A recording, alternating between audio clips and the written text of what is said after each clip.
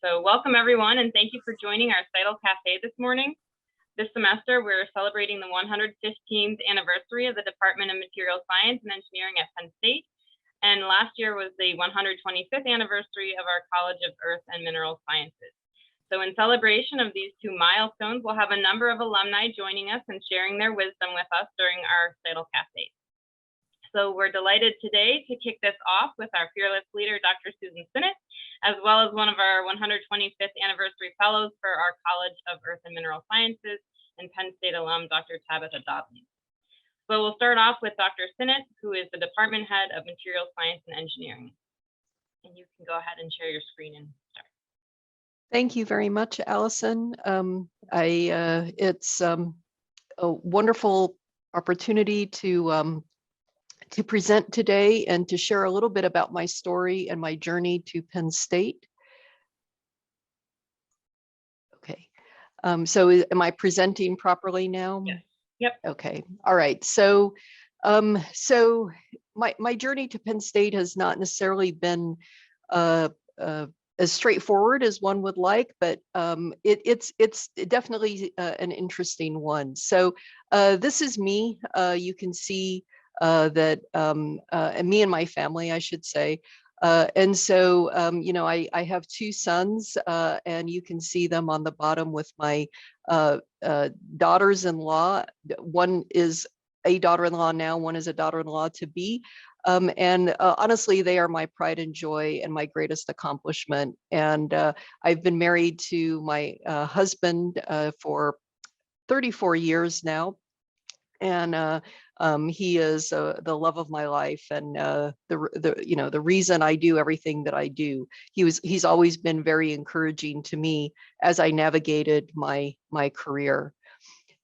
So my hometown is Manhattan, and this is what most people think of when I say that. But that is not my hometown.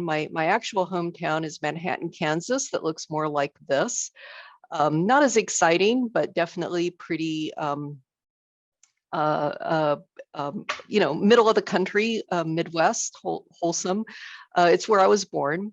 But getting from Manhattan, Kansas to State College, Pennsylvania was not very linear at all. And so I'm going to utilize some visual aids to get there, but to understand that journey, it's good to share my grandparents and parents and their story. So this is my maternal grandmother and grandfather, Gertrude and Randall. And they were married, as you can see, in the 20s or early, I think it was the early 30s. And my grandmother was a real firecracker. She was driving at a time when many people, and certainly not many women, were driving. And she would talk about, she remembered when the first stoplight for cars was erected in Chicago. So that just gives you a sense of her background. They worked as florists in Kansas. My paternal grandparents, I don't have a picture of both of them, but the gentleman on the left is my paternal grandfather, Ali, and my father is the little boy sitting on the far left wearing the jacket. And I don't have any pictures, unfortunately, of my paternal grandmother, but based on my physical resemblance to some of my aunts. So my father was one of 8 children. Some of them very much looked like my grandfather, and some of them very much looked like my grandmother.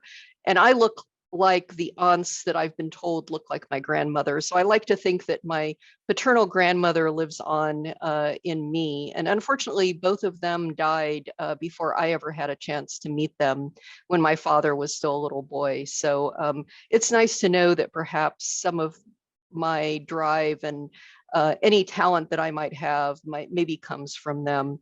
And then these are my parents. They've been married for over 50 years, and they met on a college campus when she was an undergraduate and he was a graduate student, and she asked him for directions.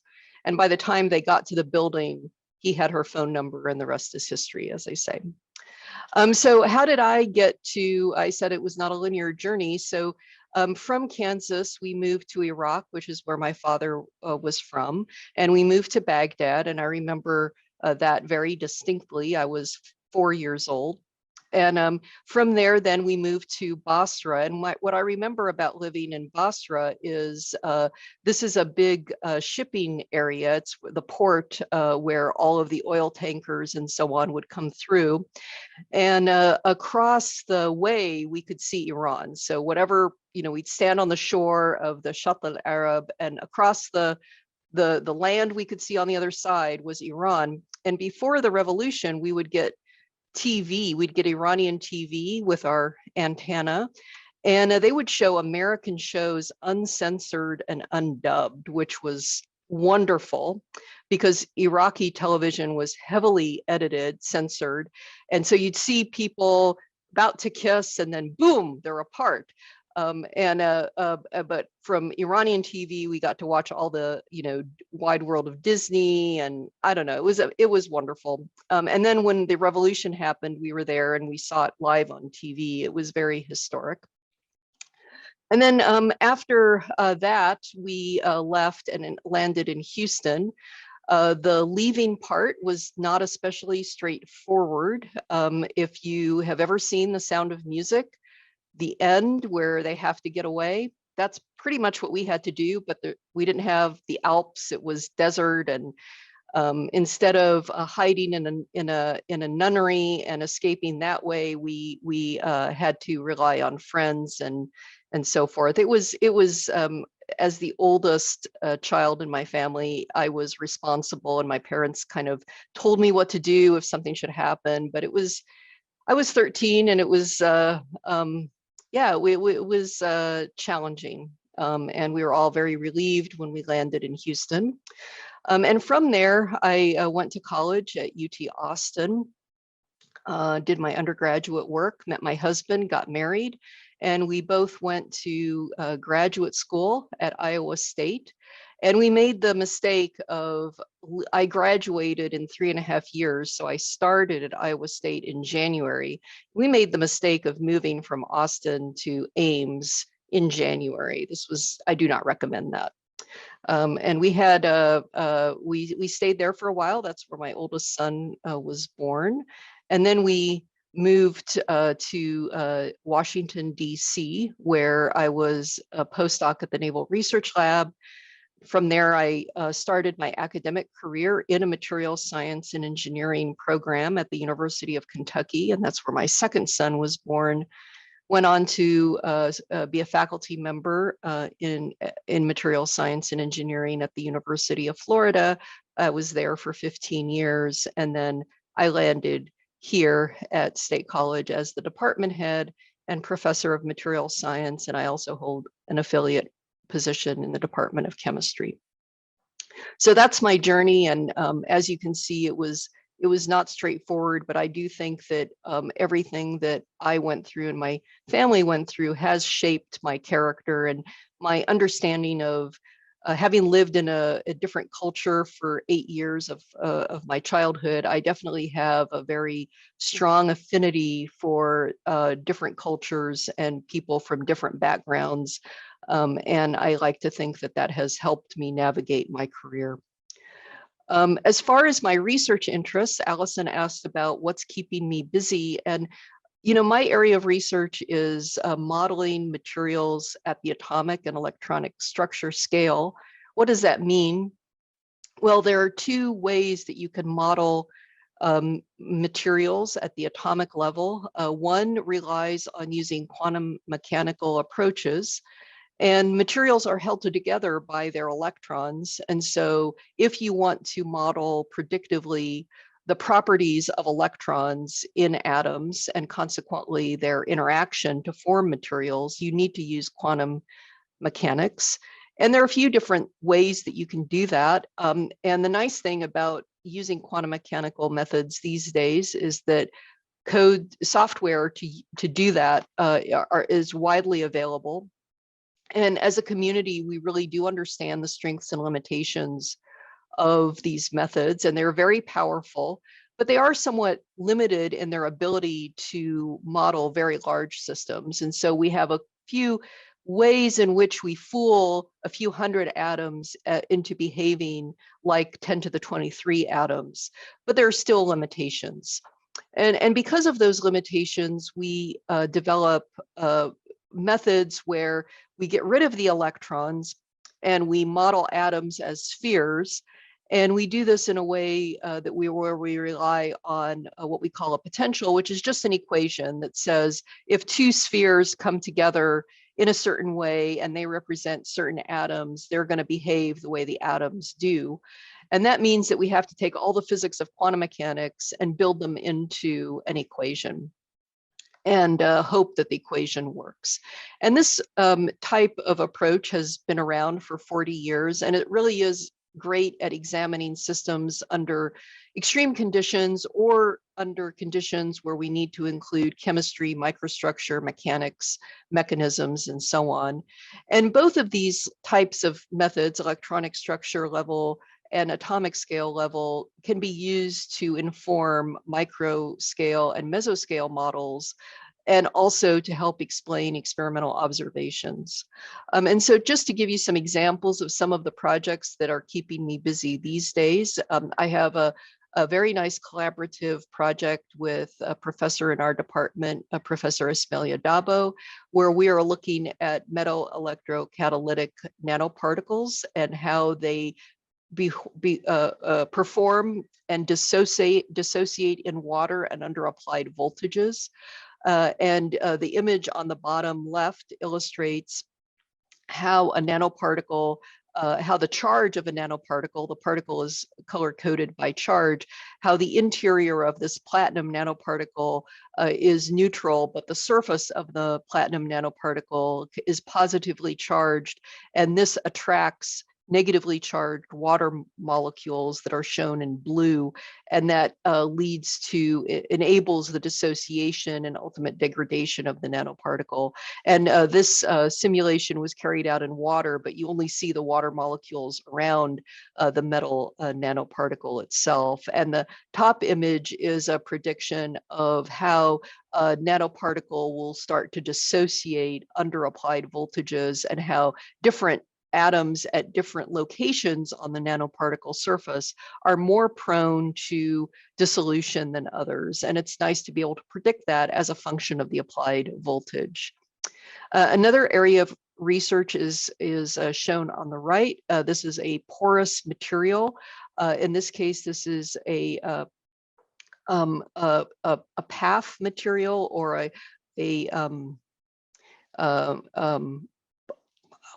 it's an aromatic framework, porous aromatic framework that has been chemically functionalized.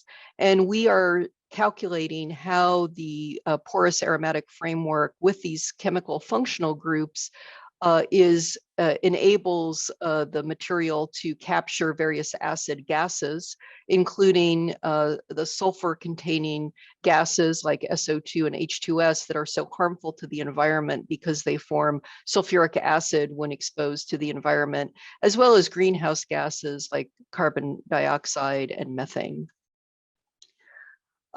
We also have an active area of research looking at two-dimensional materials, and this work is carried out with faculty here at Penn State, including Professor Josh Robinson, and the work shown here is in collaboration with Professor Mauricio Terrones, where we are looking at, two-dimensional materials. In this case, in this example, this is a metal dichalcogenide carbide sulfide stack or heterostack. And you can see that we're comparing the predictions of our electronic structure calculations with the experimental data from the Terrones group and collaborators. And this is very valuable for the design of new heterostructure materials that are very thin and yet have powerful new properties.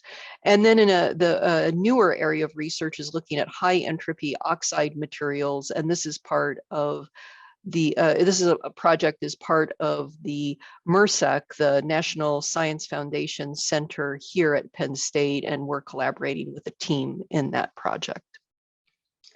My passion in all this is educating the next generation of the workforce. And this is a picture of me and some of my group members taken a while ago, taken during the summer.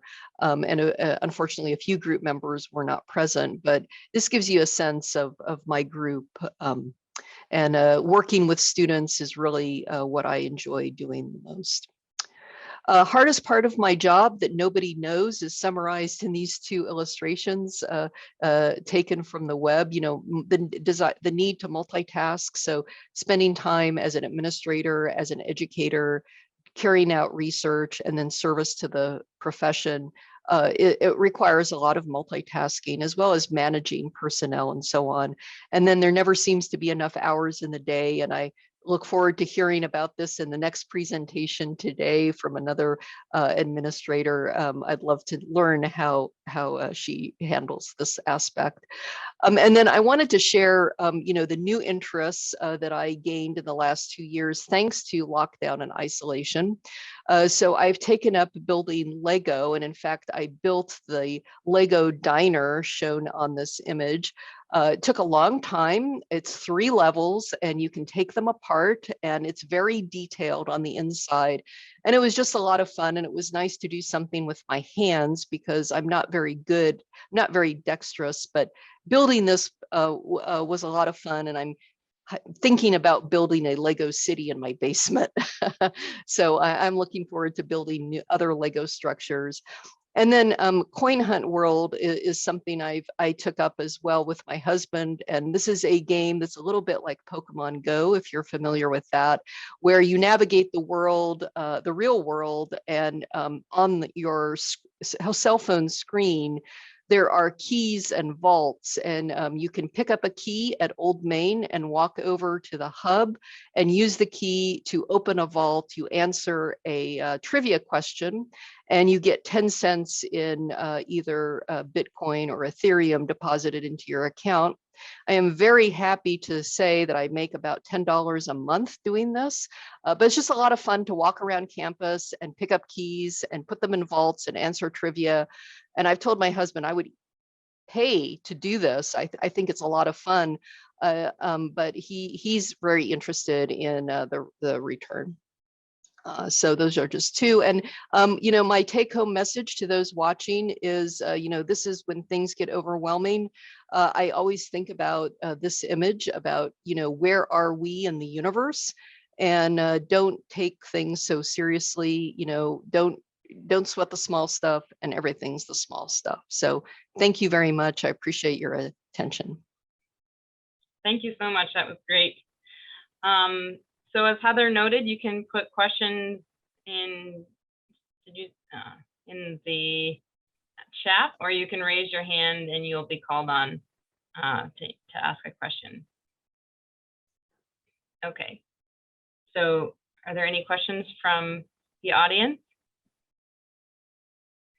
I'll start off by just asking what where your 2 sons are now. I know we talk about this a lot, but. Yeah, so my youngest son and his wife are in New Paltz, New York, which is only 4 hours away from State College. So that's wonderful. We're planning to go visit them in a couple of weeks, which is great.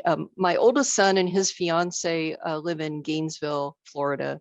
And so they're a little farther away. It's a little more work for me to go see them, but they're coming up to visit during, she's a teacher, and during her spring break, they're coming up to State College. So I get to see them, just not nearly enough. And to those of you watching, call your mom, call your dad.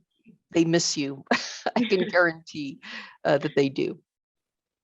Great, thank you. Okay, so there's some questions in the chat. The first one is, what's next on your Lego build list? Oh, so there's a bookstore, and that's the next thing I want to build. Cool. So my husband built the bank. I have the diner. My next one is going to be the bookstore. That sounds good. We do a lot of Legos at home too. Nothing as fancy. Another question is, are you going to visit Lego World that's near New Paltz? So we have talked about it. We've looked into it. I think during coronavirus, it's a little more challenging. The number of things to do there's less things to do right now. But yes, my husband and I have talked about going to Lego World, and we will do it at some point, for sure. Great. There's a question, what languages do you speak? Well, when I was young, between 5 and 13, I was very fluent in Arabic. I spoke Arabic with my father at home, and I spoke English with my mother at home. And I went to school in local schools, not, an American school or anything. And so I was very fluent. Unfortunately, I'm no longer fluent, but I do understand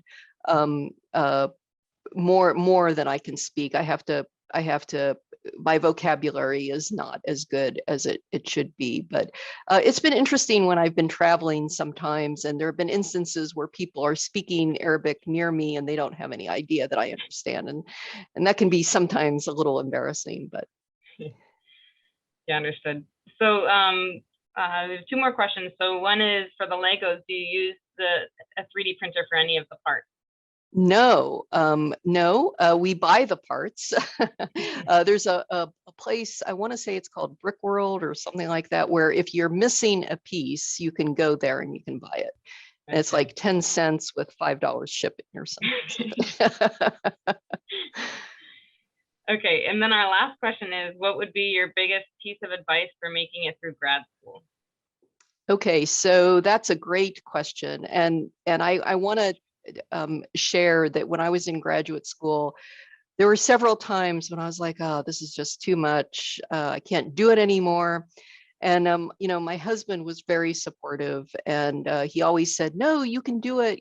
You've got this. And I think having a supportive network, having supportive family members or significant others or friends that you can talk to is absolutely key.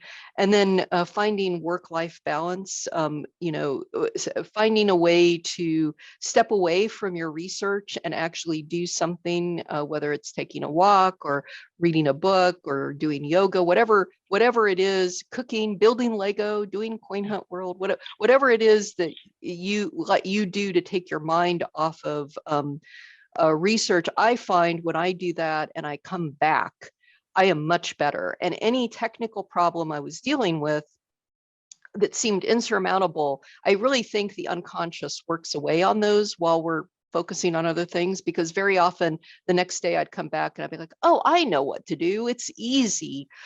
So those are my pieces of advice. Great. That's great advice. Thank you so much. So thank you, Dr. Sinnott. Our next speaker will be Dr. Tabbetha Dobbins. She is the Vice President for Research and Dean of the Graduate School at Rowan University. She earned her BS in Physics from Lincoln University, her MS in Material Science and Engineering at the University of Pennsylvania, and her PhD in Material Science and Engineering from Penn State University. She also then performed a postdoc. She was an NRC postdoctoral fellow at NIST. So she's a professor in the Department of Physics and Astronomy at Rowan University and has served as the Vice President for Research and Dean of the Graduate School at Rowan University since July 2020. So welcome. We're so happy to have you here today. Thank you. Thank you for the invite. I'm excited to be here, and I'm really excited to see in participation all of the professors who were there at Penn State when I was a student there. So many, Dr. Colby and others, and also my cohort students who are now faculty members at Penn State, and they were students alongside me when I was there. So Dr. Wolf and others. So and Dr. Sinnott, I appreciated your talk, and also I first encountered you when you were at Florida. So as I was watching the map, I said, okay, she's going to get to Florida at some point. And yes, you did. So I geared my presentation towards the students to really give you guys some motivation through my story. And I titled this presentation, Learning the Language of Light, because sometimes some of the topics that you have to learn, the technical topics that you learn, they're multi-component. And so it's almost like learning a whole new language, and you should give it that level of consideration so that you're not overwhelmed, and so that you can kind of digest it as, okay, now I know I'm getting fluent in this particular language. And so when you put it into that perspective, you give yourself the pacing that you would give to learning a new language. And so you'll hear about my journey. And Allison, thank you for the introduction. You gave my entire second slide, but I want to start back earlier. So I was born in Philadelphia. I think the slide is cut off a little bit, but I give my age here in 1971. And so I was born in North Philadelphia, which is a community that is wonderful in terms of its support system, in terms of people, but the economics of the community is not very, very high. And so here you can see my elementary school. It's now closed, the Walton Elementary School. And behind it, you see some of the neighborhood. And so the key I like to stop here to make is that no matter what background you're from, no matter where you're from, you can always achieve. And the way to do that is to ensure that you have positive people around you and that you stay positive. So I like to think, I like to tell people I had a motivational speaking mama. So my mom would always march me to the front door as I was getting ready to go to school. And the speech that she gave me every morning is that she'd say, and this is going to give the date away. She'd say, "You're just as important as anyone, even Amy Carter." So the students in the audience don't know who Amy Carter is, but back in those days, the president was Jimmy Carter and Amy Carter was his daughter. And so my mom would always march me to the door, letting me know that I'm just as important as the president of the United States, family members and so forth.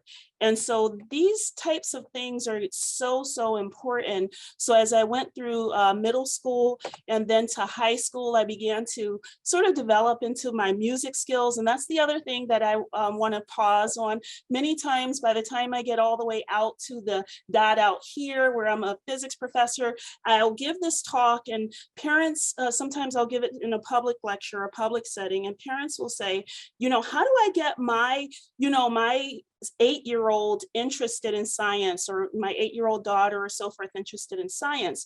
And so one of the things I give as advice is that there is, I don't know if I haven't looked at the literature or the formal survey of it, but there is, I believe, a high correlation between those who become scientists and the having a musical background. So think about it. When you put a musical instrument in the hands of a 3, 4, and 5-year-old, they're going to enjoy the experience, but they're also going to be learning fractions. They're going to be counting a whole period, or I forgot what it's called now, the 4 beats, and then they'll count these 4 separate beats and the whole notes and so forth. So you get what I'm saying. So they'll have to count down to 8ths and then really rapidly 16ths and so forth. And the kids are doing this through their experience of playing music. So I played violin, and I started that in middle school back in 1982 or 83, and I continued it all the way up through the end of high school. So I just wanted to emphasize that. These are just some more photos of my high school. Then I went to Lincoln University and I majored in physics. This is in southeastern Pennsylvania. It's a historically Black college, and I enjoyed my experiences there. Moving on to to University of Pennsylvania for my master's degree, and then Penn State for my PhD, both in material science and engineering. One of the questions that I will answer is, what are some of my favorite memories? These are the queued up questions that I received with the invitation. What are my favorite memories of Penn State? And I would say that of course, the creamery, everyone enjoys that. I would say the research, the Steidle building was not renovated at the time, but we really enjoyed our research in that old building. And I did my sabbatical with Dr. Gary Messing in 2018, summer of 2018. And so I've seen the renovations, and you guys have it really great there now. But really, I enjoyed all of those experiences. I want to commend also Penn State, because at the time we had a good number between Steidle building, the MRI building, and the MRL building. We had a good number of Black graduate students, and we had a cohort. And I just want to commend Penn State, because I remember being in a cohort. I remember sitting on the steps of Steidle building, and we were a group of about 7 or 8 graduate students. I won't call out all the names, but one of the others is also being honored in this 125th anniversary celebration. So you'll hear from him, I guess, at a later Steidle Café. So, and I remember sitting on the steps of Steidle building with this group and this cohort. I then moved on to NIST for an NRC postdoc, taking with me my my research samples. These were thermal barrier coatings, and so these coatings are about the thickness of your fingernail, and they can lower the temperature in your gas turbine engines by about 200 degrees. And that lowering of temperature for the metal below is quite significant, because it allows the engine to run a little bit more efficient, a little bit hotter. And so so I was able to take my samples and begin to measure them using synchrotron X-ray radiation. And so I worked under Andrew Allen, and we traveled to the advanced photon source. I would say I was at the advanced photon source approximately 60 days out of the year, not consecutive, maybe up to 2 weeks at a particular visit. But that was quite a significant experience. And so what I want to pause here and say to the students is that one of the things that I recommend you do is to really take this kind of a leap approach. It means that you take a step and you take the old stuff and you use it to learn the next thing. And then you take the old experience and use it to learn the next experience, and so forth. And so the samples that I worked on as part of my PhD, those samples were ultimately not going to be successful in industry. We did file a provisional patent, but the material had too much deficits. It was cracking, it was falling from the surface. And so those were a learning experience, but they were not going to make it into industry as such in the way that we prepared them.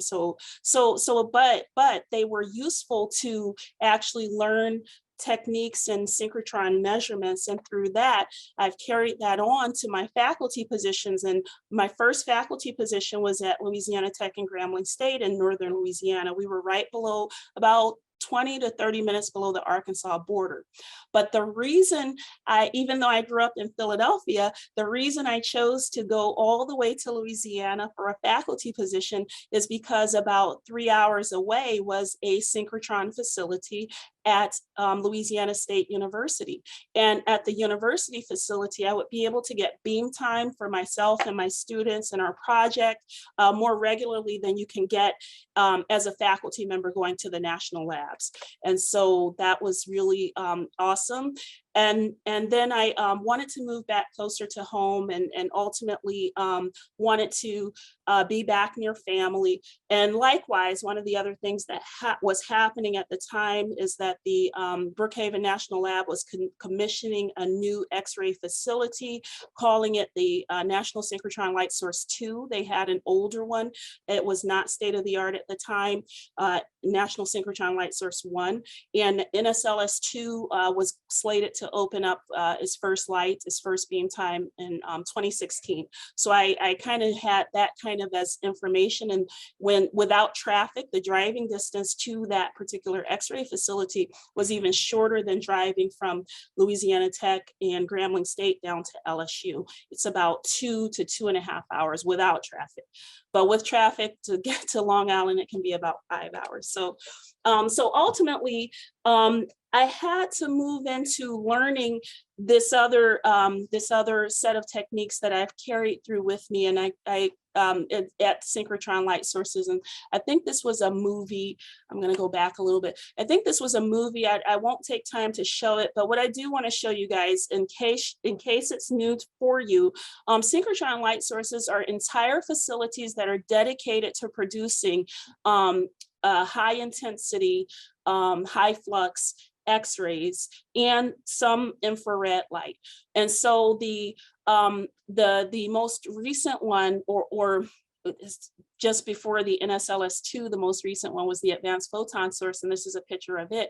And these facilities are always having a circular shape, and that's because electrons are accelerated in a storage ring to about the speed of light, and that's what this movie would show.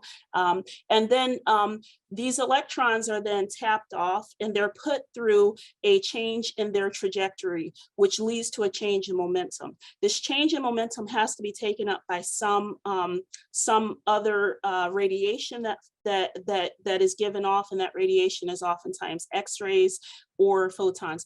The important thing here is that the way that we change the trajectory with the magnetic field is that we can design the trajectory change to go through a very tight winding. I guess I'm doing like this, if you can see in the camera. I'm used to presenting on stage so you can see everything, but we can go through a tight winding that gives us a very focused collimated beam. And so those beams then are going straight into the hutch, and this is the inside of the hutch. No, this is not inside of a hutch. This is the overview at the LSU synchrotron facility. So this is outside of the building. This is inside. I don't think I have a picture of a one of the hutches, but these are the this is the experiment. So there is a variety of experimental techniques that you can do, and in addition to X-ray diffraction, I'm going to show you guys results from one of those experimental techniques. But throughout all of that, one of the civic things that I became involved in was the fact that the continent of Africa is the only, and even currently now is the only habitable continent that does not have a synchrotron X-ray facility. So all of the researchers, scientists, graduate students must travel to Europe. They mostly, the closest one, which is the third generation, most modern sources, the ESRF, the European Synchrotron Radiation Facility, and so forth. And so I became involved in the African Light Source Project, and this is a group of people who are forming, who volunteered to form a steering committee to position a light source on the continent of Africa.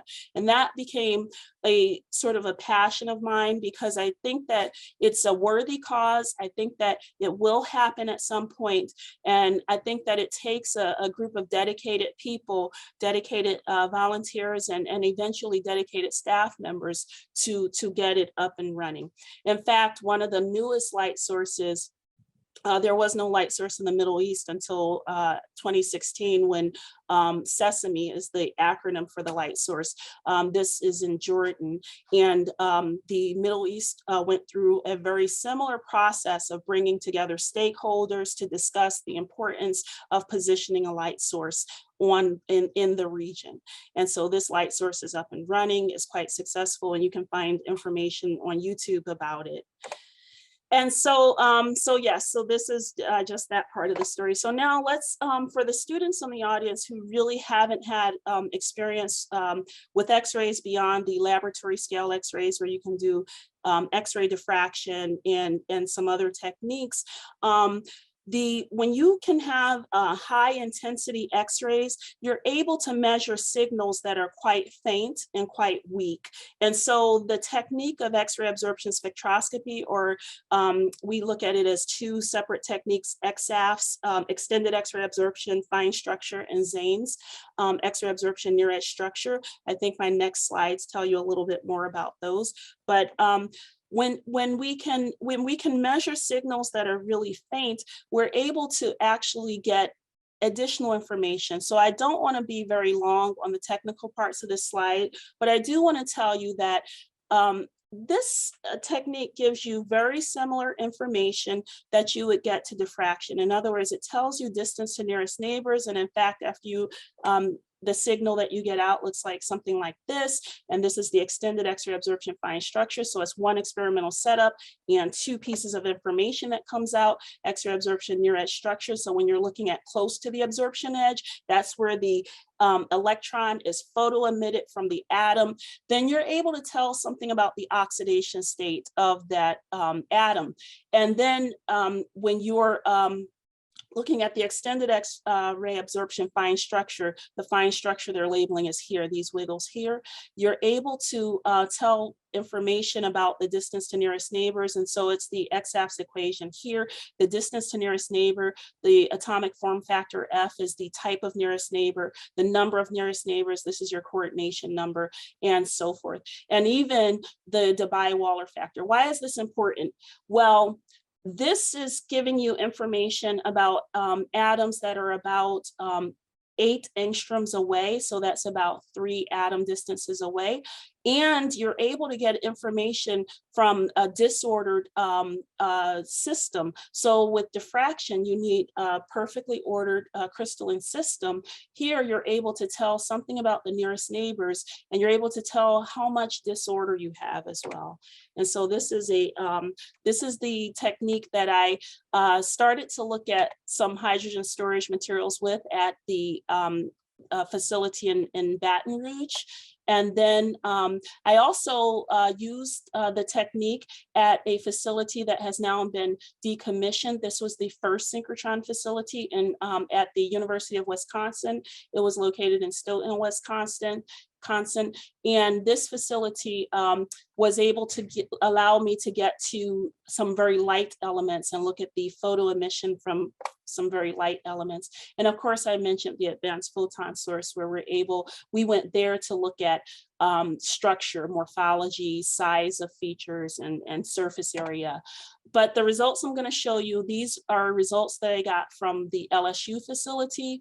And these are results from the sodium aluminum hydride material. I studied hydrogen storage materials for quite a long time, and how these materials change after you ball mill with a catalyst. The catalyst is titanium chloride. So if we just mix, this is the original signal, and this is the titanium absorption edge. So we've added titanium in, and the other important thing here for this technique is that we added the titanium in at some quantities of about 2 to 4 mole%. So it's a very small fraction of titanium in the sample, and we're still getting quite a strong signal. So again, when we're able to start out with a high intensity beam, we're able to measure techniques that first of all give you very weak signal, and we're able to measure very small quantities of the material. So this is after ball milling for some time, and we start to see the signal is changing, and in fact the near edge structure is changing because we're now shifting the absorption edge down to a lower value. And we can see that when we try to match this up with titanium 3+, which we added in as titanium chloride, we can see the absorption edge, the electrons first get photo emitted around this energy. And when after some time, and an extremely long times, 125 minutes, the absorption edge shifts by about 3 eV, which is quite a significant shift because now we're seeing that we've changed the titanium from 3+ oxidation state to 0 oxidation state. And so this is the type of information we're interested in. And I always go through with the students, but I don't think we have time. I see it's 10:45 and we want to have some time for discussion. So I always go through with the students, make sure that you're convinced about your signal. And so what you have to do is look at standards. And here we measured several standards: titanium nitride to represent our 3+ oxidation state standard, titanium oxide, our 4+, and metallic titanium aluminide representing the metallic titanium because the electrons are simply everywhere. They're not localized with any ionic center.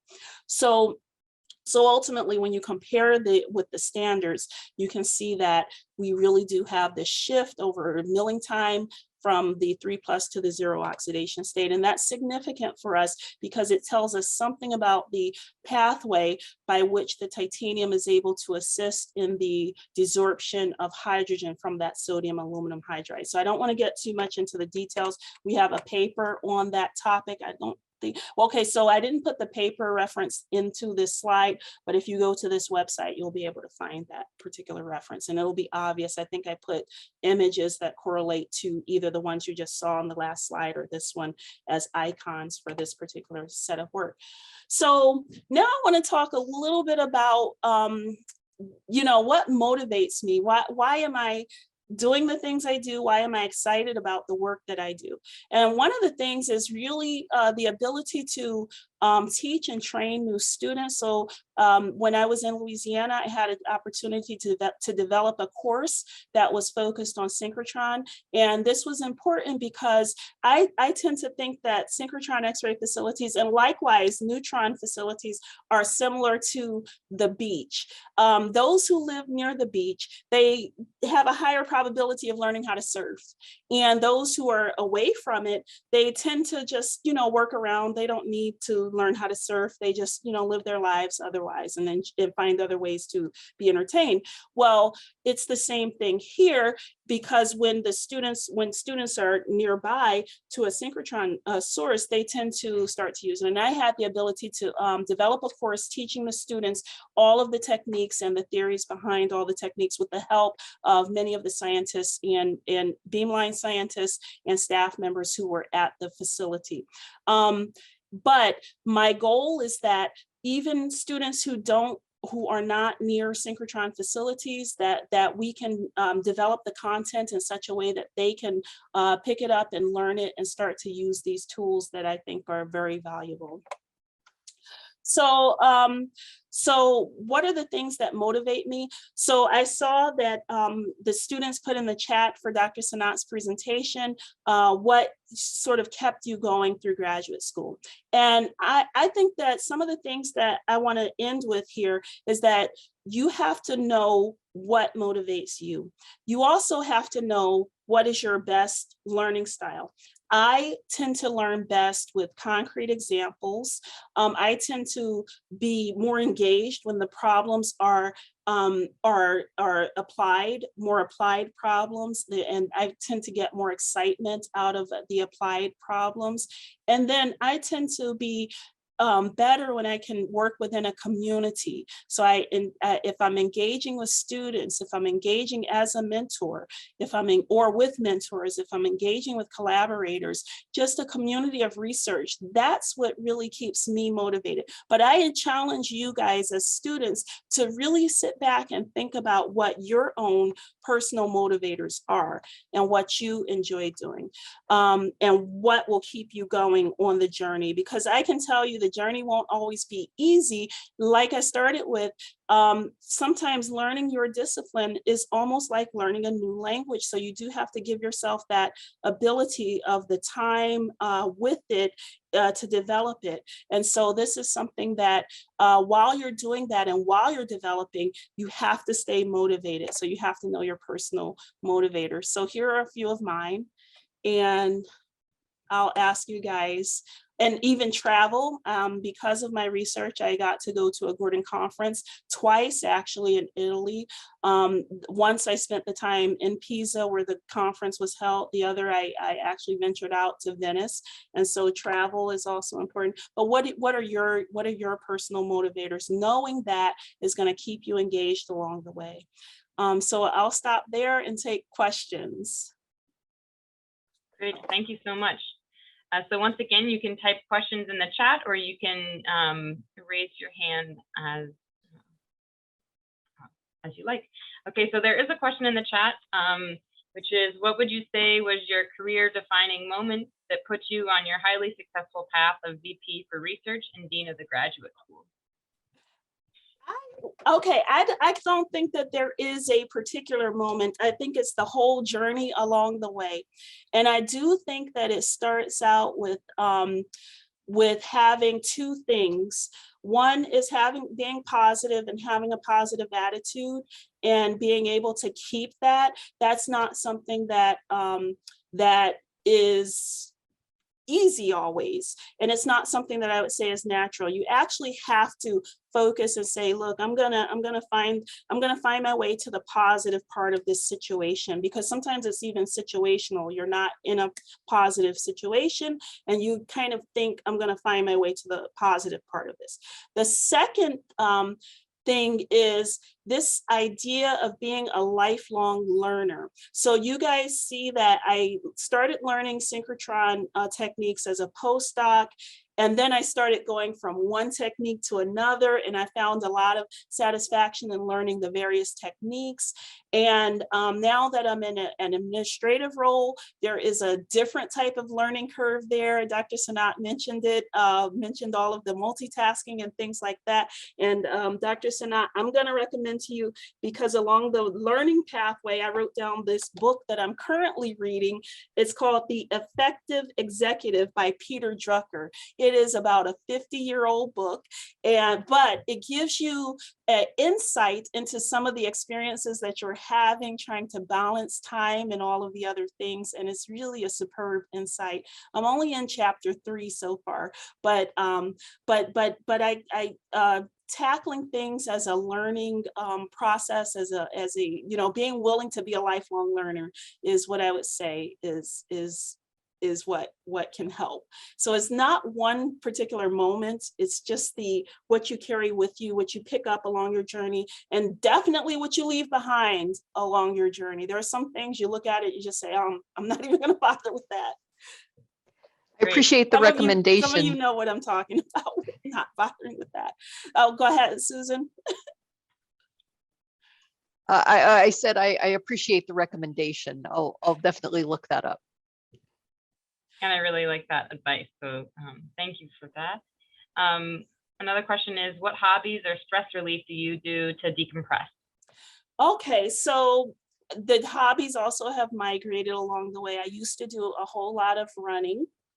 Then my feet and knees got bad and over time. And so I tend to, in the weekends, I tend to get 5 miles of walking in beautiful areas. And then in the summertime, I actually get some hiking in. I find that to be incredibly stress relieving. Again, being a lifelong learner, I encourage you to pursue it, and you can actually take it into, learning other things. I heard Dr. Sinnott say, step away from your problem, your technical problem, your PhD problem, your master's problem, and step into, some other things, some hobbies. Well, I can tell you that in the pandemic year, in fact, it was in last year, 2021, last March was the first time I ever selected and purchased my own stock. So of course we all have our, as soon as you get a job, they should be pairing you with a retirement portfolio, and some experts are selecting your stocks for you. And that portfolio is so important. And, you may not understand it all at that time, but it's a reliable system.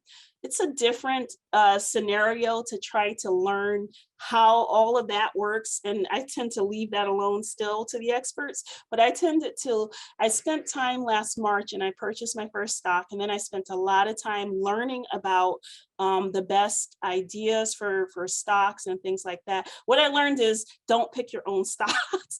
Actually, I learned that that you following the S&P 500. So just pick a tracker, anything that tracks the S&P 500. And then I learned the limitations of that. But learning those ideas sort of got me a bit more engaged back with the math of it. And also because in the administrative role, in some periods of time, you're not using a lot of math. And so I kind of felt a little bit lacking in that area. So I used stocks in order to sort of learn, get back into doing some calculations and things like that.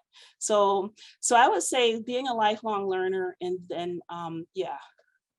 Great, thank you. There's another question, which is, where do you see promise in hydrogen storage materials? Okay, so where do I see promise? A few places. So the hydrogen storage materials have been researched for quite a long time for the use as in proton exchange membrane fuel cells. And so this is, I didn't put up my slide when I give a full talk on these types of measurements. I show the proton exchange membrane fuel cell and how hydrogen goes in, electricity is produced, and the only byproduct is water. So this is ideal because you're not creating pollutants in the environment. You're not generating hydrocarbons the way we are when we're burning gasoline and things like that. The limitations of the proton exchange membrane fuel cell is how do we carry the hydrogen if we're going to use it in an automotive application to power our electric motor? How do we carry the hydrogen on board with us in a compact and condensed way? So that's where we get into these hydrogen storage materials, because you're now carrying hydrogen in a condensed phase. And then how do you then release the hydrogen without using it? So usually the hydrogen is released by elevating the temperature of the material if it's a metal hydride. How do you do that without using up the electricity, which is ultimately your goal to produce? And so how do you do that at a low enough temperature that you're using just waste heat and things like that? So I think that the topic area has a lot of promise, but one of the most recent pieces of work I did before coming into administration was to look into some of the research that's going on to use these hydrides as solid state electrodes for, solid state electrolytes for batteries. And so, so I wrote a review paper on that, and I think you might find it again in this website. If not, I need to upload it there. But that review paper takes a scan of a lot of work that has been done to look at solid state electrolytes. And so the problem with your current lithium ion batteries, and these would be electrolytes that carry lithium. So lithium borohydride, for example, or even sodium batteries where the ion transporting across is sodium. So your sodium borohydride and other materials can, some of those materials can transport the ion fairly quickly. It's getting to be 11 a.m. so let me stop fairly quickly. But they have some limitations as well. So you can sort of check out that work, but this is a shift in the idea to actually use these as solid state electrolytes, which I think is going to be the next thing on the horizon. Not borohydrides or hydrides as solid state electrolytes, but in general, solid state electrolytes for batteries rather than the electrolytes that have the organic phase as well as the ions. And that's what's causing some of the problems in batteries with explosions and fires. That's what makes the fire a bit more toxic when it does form. And also it's causing, it's allowing dendrite formation and other things. So I'm so sorry to run this long. There's 1 minute remaining. So I thank you guys for listening. Well, thank you so much. So that was fantastic. So thank you to both of our presenters today, Dr. Sinnott and Dr. Dobbins, for your presentations and great advice. I really appreciate it. And thank you to all who attended as well. And we'll see you next month for the next Steidle Café, which will be February 17th. Thanks, everyone. Have a good rest of the day.